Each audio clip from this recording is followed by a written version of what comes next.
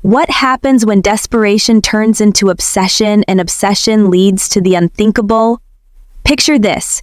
A young man fresh from his service year, full of dreams but burdened by expectations, suddenly reappears in his village with unimaginable wealth, lavish cars, expensive gifts, and a celebration that shakes the entire community. But behind the glamour lies the secret, a secret so dark it could shatter everything. What would drive a man to such extremes, even against his own blood? Stay with us as we uncover the chilling story of Obi, a man pushed beyond his limits. And before we dive deeper into this tale, make sure to subscribe. You don't want to miss the twists, turns, and moral lessons in stories like these. Obi stepped off the dusty bus, his NYSC certificate tucked neatly into his backpack. His journey home had been long, but the thought of seeing his mother again filled him with anticipation. The small town was exactly as he had left it, a place where everyone knew everyone else's business, and the streets were alive with the chatter of market women and children playing barefoot. His mother, Ada, stood outside their modest house, her face lighting up as she spotted him. "My son!" she exclaimed, running to embrace him. Obi dropped his bag and hugged her tightly. It had been over a year since they'd last seen each other, and her warmth was the homecoming he had longed for. Ada had prepared a feast to celebrate his return. The smell of freshly made egusi soup and pounded yam filled the small house as Obi sat at the table. She doted on him, serving him with pride and asking about his experiences during the service year. "I hope you ate well there," she said, beaming as he devoured his meal. Obi chuckled, shaking his head. "Not like this, Mama. Nothing beats your cooking." They talked late into the evening, her laughter filling the room as she listened to his stories about life as a corporer. For that moment, everything felt perfect. But outside their little haven, the world was different. The small town was a place where success was measured by visible wealth, flashy cars, luxurious clothes, and the ability to provide for one's family. Conversations often revolved around who was doing well. Market women boasted about their sons who had made it big in Lagos or Abuja, sending money home for new wrappers and jewelry. These stories reached Ada's ears, and though she was proud of Obi, she couldn't help but feel a twinge of envy. The house grew heavier with tension each day. Ada's frustration boiled over more frequently, her words sharper and louder with every passing moment. Obi tried to keep his head down, spending most of his time quietly in the small room he had called home all his life. But his silence only seemed to provoke her further. One morning, as the village roosters crowed, Ada stood by the kitchen, staring at an empty pot. She turned sharply and called out, "Obi!" He emerged from the room, weary, and braced himself. "Yes, Mama." Ada folded her arms, her expression one of sheer disappointment. "You've been back for months now. What have you done?" "Nothing. Look at me, still struggling to feed you, to keep this house running. Is this the life you want for me, for yourself?" Obi sighed, trying to remain calm. "Mama, I've told you, I'm applying for jobs. I've written so many applications. I'm doing everything I can." Ada slammed her hand on the kitchen table, her voice rising. "Everything you can. Everything? Obi, your mates are building houses for their mothers. They are buying cars. You're sitting here with empty promises while I work myself to the bone. Do you think I don't hear what people say about us? About you?" Obi clenched his fists at his sides, anger bubbling up. "Mama, I know it's hard, but I'm trying. These things take time." "Time?" Ada spat, her eyes narrowing. "Time is for people who act, not for those who sit around making excuses.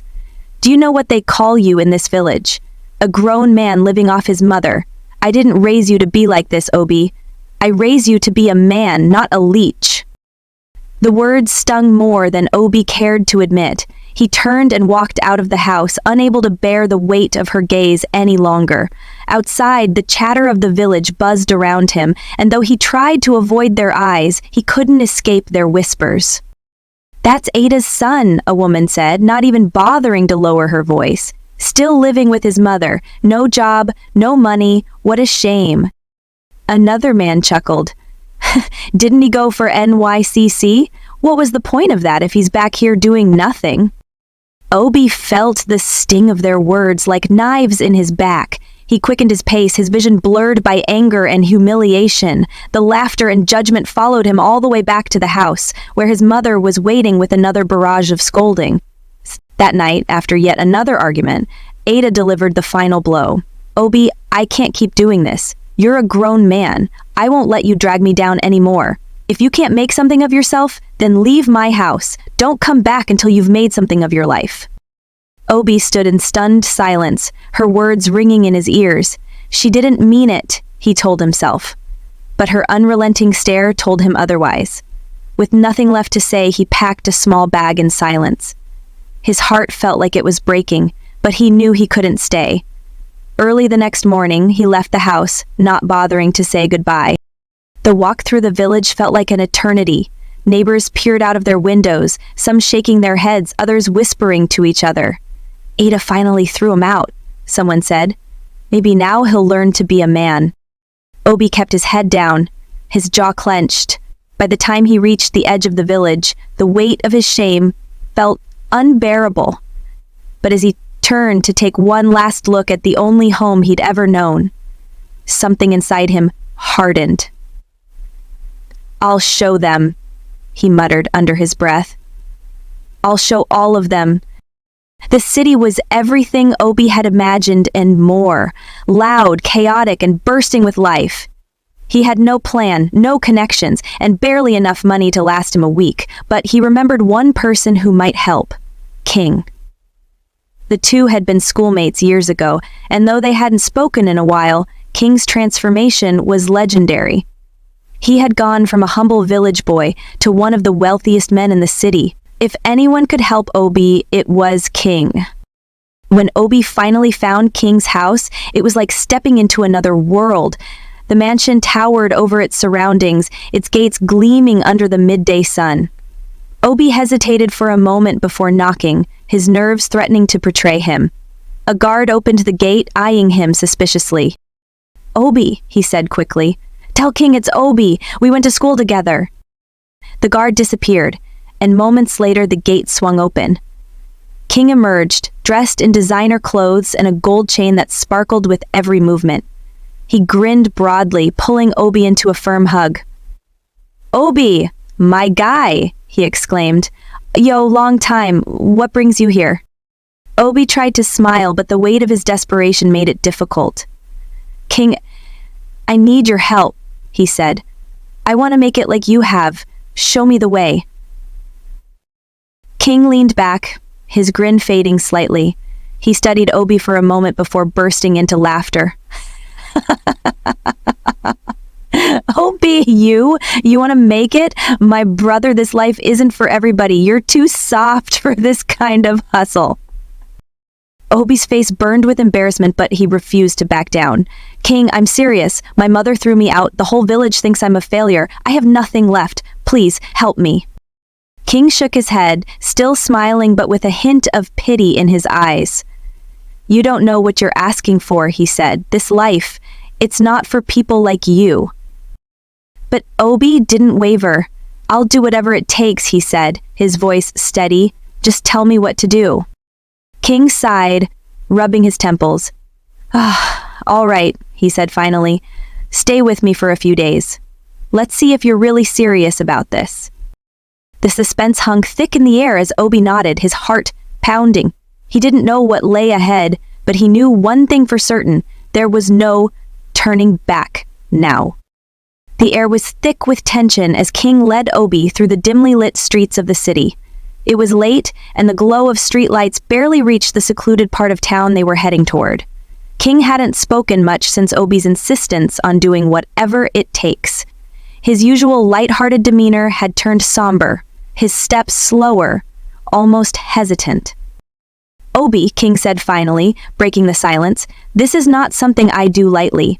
I'm only taking you here because you've convinced me you're ready, but once you step into this world, there's no coming back. Obi, clutching the straps of his bag tightly, nodded without hesitation. His voice was steady but quiet.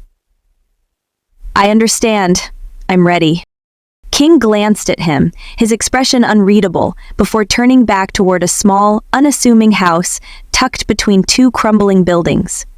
The house looked ordinary enough from the outside, but when King knocked, the air seemed to shift. The door creaked open, revealing an older man in flowing robes. His eyes were sharp, almost predatory, as they scanned Obi from head to toe. "This is the boy?" the man asked, his voice low and measured. King nodded. "Yes, he's ready." The ritualist's gaze lingered on Obi for a moment before he stepped aside to let them in. The house's interior was starkly different from its plain exterior. The room was dimly lit with candles, their flames flickering against the walls adorned with strange symbols. The air was thick with the smell of incense, almost suffocating, and a strange hum filled the silence. The ritualist gestured to a mat on the floor. "Sit," he commanded. Obi hesitated for a fraction of a second before lowering himself onto the mat. The ritualist began speaking, his words foreign and rhythmic, as he circled Obi. "What you're asking for," he said, his voice taking on an eerie resonance, "requires sacrifice. Are you prepared to pay the price?" Obi swallowed hard, his heart pounding. "Yes," he said, his voice barely above a whisper. The ritualist stopped in front of him, holding Obi's gaze. "This path is not for the faint-hearted. Once you begin, you belong to this world. Do you understand?" "I understand," Obi said, his resolve firm. The initiation began. It was unlike anything Obi had ever experienced.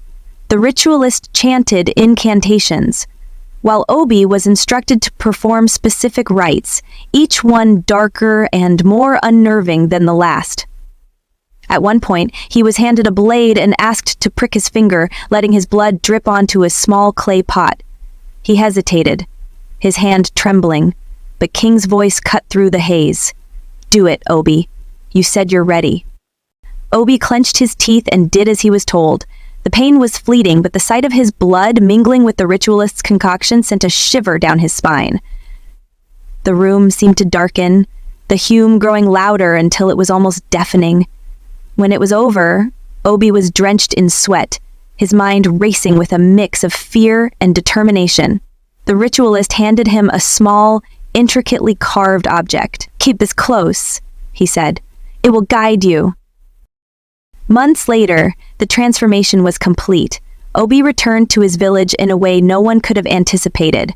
The sound of engines roaring down the narrow streets announced his arrival long before anyone saw him.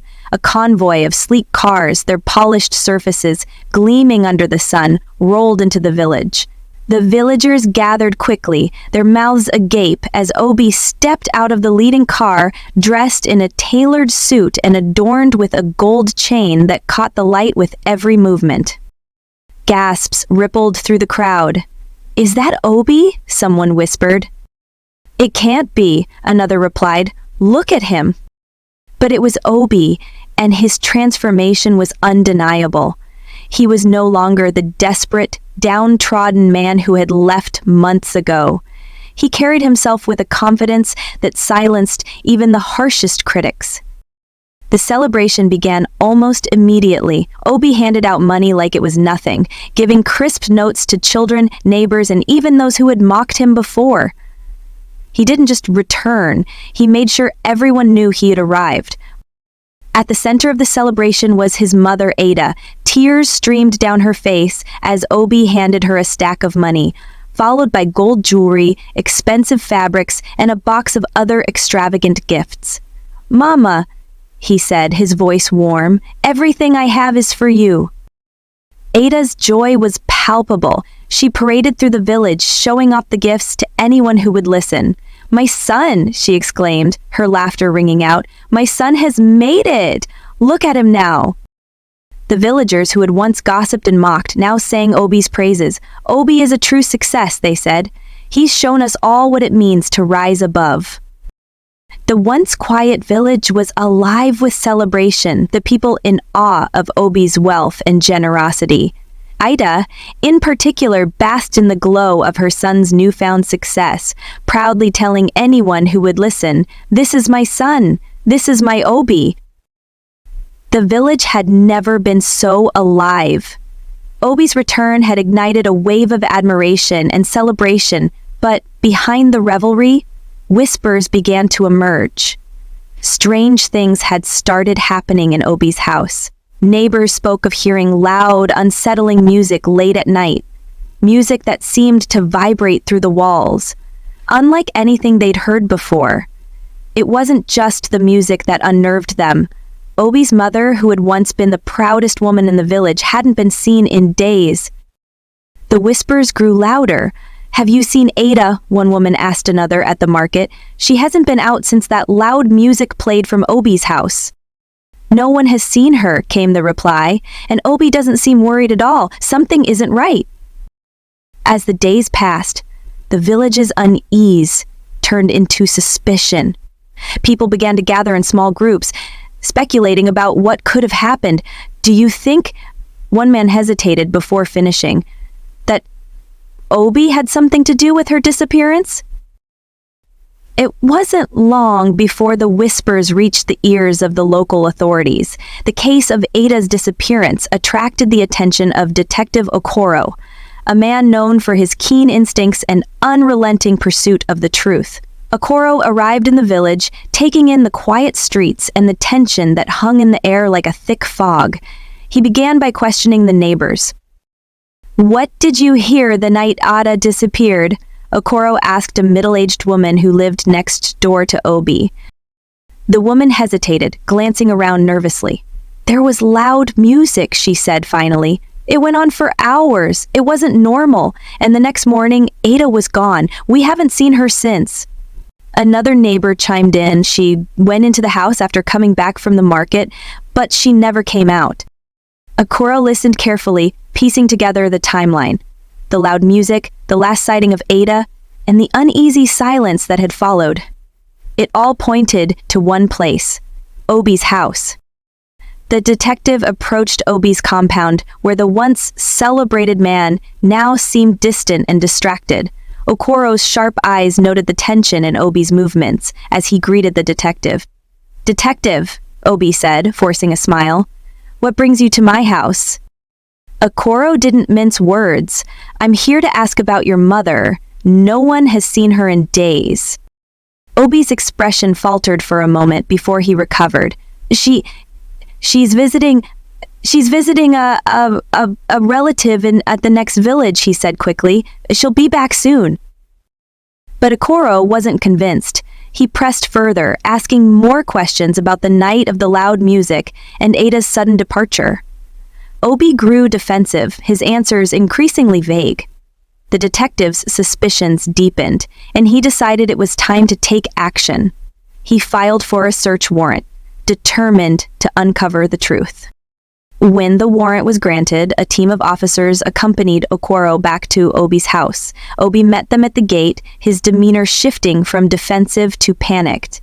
"You don't need to search my house," he shouted, blocking their way. "There's nothing here." But the officers pushed past him, their determination unwavering. They began combing through the house, searching every room and corner. Obi followed them, his anxiety growing with every passing moment. "I told you, there's nothing to find," he insisted, his voice trembling. Then, one of the officers called out, "Detective, there's a locked door here." Okoro moved toward the door, his heart pounding. Obi stepped in front of him, his hands raised in a futile attempt to block the way. "You don't need to go in there," he said, his voice desperate. "It's just a storage room." Ignoring Obi's protests, the officers forced the door open. What they found inside froze them in their tracks. The room was dark, lit only by flickering candles arranged in a strange pattern. In the center of the room was a sight that would haunt them forever. Ada's head, suspended in the middle of the room, her mouth open wide. From her mouth spewed a stream of hard currency, the money falling to the ground like a grotesque fountain. Gasps filled the room, followed by a heavy silence. Okoro turned to Obi, whose face was pale and drenched in sweat. "What is this?" the detective demanded. Obi stammered, his legs giving out beneath him. I can't explain," he whispered, but the words died in his throat. Realizing he had no way out, Obi suddenly bolted toward the door, but the officers were faster. They grabbed him, pinning him to the ground as he screamed, "I didn't want to do it. She made me do it. She pushed me too far." The entire village gathered outside the compound, their curiosity turning to horror as the truth emerged. The sight of the police dragging Obi out of the house, his cries echoing through the streets, sent shivers down their spines. Detective Okuro stepped out, his face grim as he addressed the crowd. "Eda's disappearance has been solved," he said, "but the truth is far darker than any of us could have imagined." As the villagers murmured in shock, Obi's desperate wails carried over the noise, his transformation, his wealth, his rise to fame. It had all come at a cost far greater than anyone had suspected. Obi's rise to riches had stunned the village, but now his dark secret had brought everything crashing down. What would you have done in his shoes? Leave your thoughts in the comments below, and if this story has kept you on edge, don't forget to subscribe for more gripping tales like this one. Obi was dragged to the center of the village square, his wrists bound with ropes as the crowd gathered around him. The once proud man who had returned with wealth and confidence now sat slumped on the ground, tears streaming down his face. His clothes, once spotless and tailored, were now disheveled, and his gold chain hung loosely around his neck, a haunting reminder of the price he had paid for it all. The villagers stood in silence, their faces etched with shock and anger. Mothers clutched their children tightly, their eyes darting between Obi and the police officers who flanked him. Fathers stood with fists clenched, their gazes heavy with both judgment and fear. Obi's sobs broke the silence. "I didn't want this," he cried, his voice cracking. I didn't want any of this. She made me do it." Detective Okoro stepped forward, his expression steely. "Who made you do it, Obi? Speak clearly." Obi raised his head, his face streaked with tears. "My mother," he said, his voice barely above a whisper. "She pushed me to this. She called me a failure. She said I wasn't a man. Every day she reminded me how worthless I was, how I wasn't like the others who were providing for their families. I couldn't take it anymore. I couldn't take the shame." The villagers gasped, their murmurs growing louder. "So you killed her?" someone shouted. "You killed your own mother because she pressured you?" Obi shook his head violently. "No, I didn't want to kill her. I just wanted to prove her wrong. I wanted to give her the life she always dreamed of. But then she started to boast. She made me feel like I was nothing again, even after everything I did for her. I couldn't stop. The rituals, they demanded more." Detective Okoro narrowed his eyes. "Tell us about the rituals, Obi. What did you do?" Obi broke down completely, his body trembling with the weight of his confession. "It started with strangers," he said, his voice shaking. "The ritualist told me I needed to sacrifice women to gain wealth. I didn't know them. I didn't ask their names. I just did what he told me to do. And it worked. The money came, the cars, the gifts, everything." The crowd gasped again, horror washing over their faces. Mothers clutched their children tighter, and some of the women stepped back as if distance could protect them from Obi's words. "But it wasn't enough," Obi continued. "The money didn't stop coming, but the ritualist said I needed something greater to sustain it. Someone closer. Someone who mattered." He paused, his voice breaking. "I didn't want to do it, but she kept pushing me, saying I wasn't good enough. That night I played the music loud, so no one would hear her screams." A collective cry of anguish erupted from the crowd.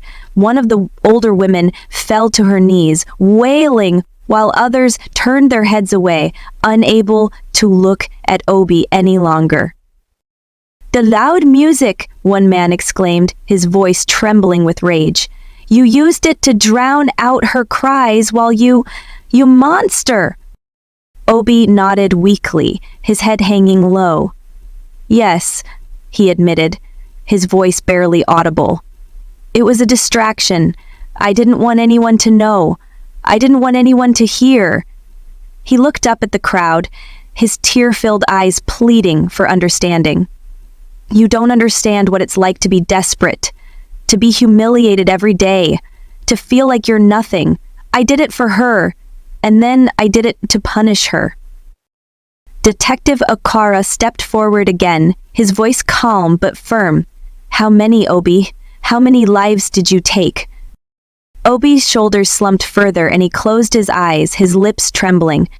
20, he said finally. 20 women. I stopped seeing them as people. They were just sacrifices. The crowd erupted in fury. Shouts of anger and disbelief echoed through the square. "You're a demon," someone screamed. "You don't belong among us." Another voice called out, "He killed his own mother. How can we ever trust anyone again?" But amidst the anger, there was also fear. The villagers exchanged uneasy glances, the weight of what had happened sinking in. "If he could do this," one man whispered, "who else is capable of such evil?" Detective Okoro raised his hand to quiet the crowd. "Enough," he said. "Justice will be served. Obi will face the full weight of the law for his crimes." Obi's sobs grew louder as the officers pulled him to his feet. The crowd parted as they led him away, but the atmosphere remained thick with anger and sorrow. Mothers held their children close, fathers stared into the distance, and the once celebrated Obi was now a cautionary tale, a man consumed by desperation and greed. As the villagers dispersed, their whispers lingered in the air. The story of Obi's fall from grace would be told for generations, a chilling reminder of how far desperation could drive a man and the unspeakable horrors it could unleash. The village square was silent as the police van pulled up, its engine rumbling like a distant storm. Obi, bound and broken, was led toward it by 2 officers, his head hanging low. The crowd stood frozen, their faces etched with a mixture of anger, fear, and disbelief. No one said a word as Obi climbed into the van, his feet dragging as though weighed down by the full gravity of his actions. As the doors slammed shut, the silence broke with whispers that rippled through the crowd. "How did it come to this?" someone murmured. "He was one of us, Ada's pride, and now he's..." "This," another voice chimed in, trembling with both anger and sorrow. "He killed his own mother. What kind of darkness takes over a man to do that?" The van began to move, leaving behind a stunned community. Some turned away, unable to watch, while others stood rooted, their eyes fixed on the vehicle until it disappeared down the dusty road. Obi was gone, taken to face justice for his crimes, and the village would never see him again. In the days that followed, the village struggled to come to terms with what had happened. Obi's house, once a symbol of success and pride, now stood empty and cold, a haunting reminder of the price he had paid for his fleeting wealth. The neighbors avoided it, their fear of what lay within greater than their curiosity. The community gathered in small groups, sharing their thoughts and fears. Parents clutched their children close, speaking in hushed tones about the dangers of greed and the importance of patience and hard work. The village elders called a meeting in the town square, their voices heavy with wisdom and sorrow. "We have all failed in some way," one elder said, his voice carrying over the somber crowd. Obi's desperation was born from the values we placed on wealth, the way we compared him to others, the way we made him feel less for not having more. Another elder added that this be a lesson for all of us. We must teach our children that true wealth is in character, not in riches. we must remind them that shortcuts to success often lead to ruin. The villagers nodded in agreement, their resolve strengthened by the tragedy that had unfolded before them. Ada, once the proud mother who celebrated her son's success, was now gone, leaving behind a community grieving her loss and grappling with their role in her son's downfall. Obi's story is one of despair, greed, and the devastating consequences of valuing wealth over humanity. In his quest for quick riches, Obi lost not only his soul but also the love of the only family he had. He became a cautionary tale for the ages, a reminder that desperation is a dangerous path and the pursuit of wealth without purpose can destroy everything we hold dear. The village square grew quiet again, the weight of the story lingering in the air. If this story has left you with something to think about, remember to share your thoughts in the comments. Don't forget to like and subscribe for more powerful tales that uncover the complexities of human choices and the lessons we can learn from them. Thank you for joining us on this journey through Obi's story, a tale of desperation, betrayal, and the devastating cost of greed. Stories like these are not just meant to entertain, they serve as mirrors, reflecting the choices we make, the pressures we face, and the values we hold. We hope Obi's tale leaves you with something to think about. The path of desperation is a dangerous one, and sometimes the things we think we need the most are the very things that destroy us. Let us learn from his mistakes and strive for patience, integrity, and compassion in all we do. Now, we want to hear from you. What do you think about Obi's story? What would you have done in his shoes? Share your thoughts in the comments below. We'd love to hear your perspective. If you enjoyed this gripping tale and want to see more powerful African stories like this one, don't forget to like this video, share it with others, and subscribe to our channel. Your support helps us bring more stories to life and keeps our community growing. Until next time, thank you for watching. Stay safe and remember, true wealth lies in the things money cannot buy.